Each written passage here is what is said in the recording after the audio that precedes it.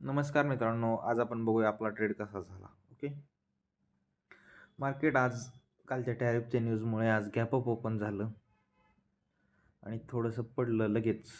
त्यामुळं आपल्याला स्क्रीन व्यवस्थित लावता आली नाही. मोबाईलच्या स्क्रीनवरती आपण छोट्या कॅन्डल बघत होतो, म्हणजे मोठी कॅन्डल बघत होतो, एकदम छोटंसं दिसत होतं सगळं. त्यामुळं आपल्याला कॉलचा व्ह्यू वाटला आणि आपण कॉलला एंट्री घेतली. 13 पॉईंटचा सेल आपला हिट झाला. ठीक आहे. त्याच्यानंतर आपण व्यवस्थित बघितलं तर मार्केट कॉलचं नव्हतं. त्यानंतर पुढला व्ह्यू टाकला. ठीक आहे. 105ला बाईंग झाली. 119, 120, 125. ठीक आहे.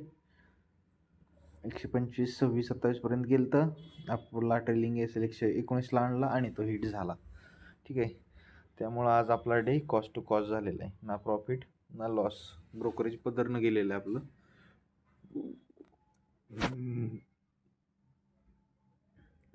बघूया आता उद्या काय होतंय. असं होतं ट्रेड घ्यायच्या वेळेस आपल्याला, असं होतं. त्यामुळं समजत नव्हतं. आपण मोठं बघायला गेलो आणि राडा झाला. ज्यावेळेस असं बघितलं त्यावेळेस समजलं, अरे यार शिट.